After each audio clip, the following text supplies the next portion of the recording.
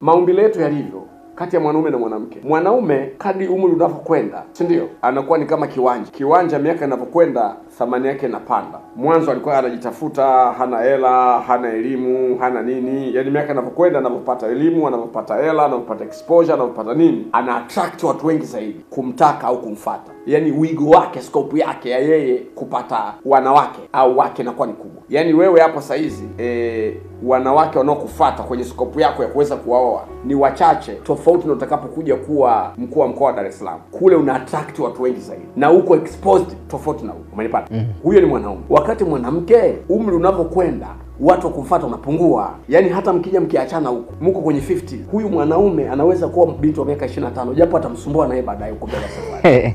Huyu binti atamsumbua huyo kijana. Lakini huyu mama wa miaka 50 kumpata mtu wa umri wake, yani mwenye miaka 50 mwenzake kumuoa ni issue. Yaani kijana wa miaka 50 amtafute mtu wa miaka 50 mwenzake, hawezi. Kwanza possibility ya huyu mama wa miaka 50 kupata mtoto imefanyaje? Imekoma. Na huyu atakayetaka kuwa atakawapate mtoto, kwa atatafuta binti wa miaka 30 ili angalau azae naye.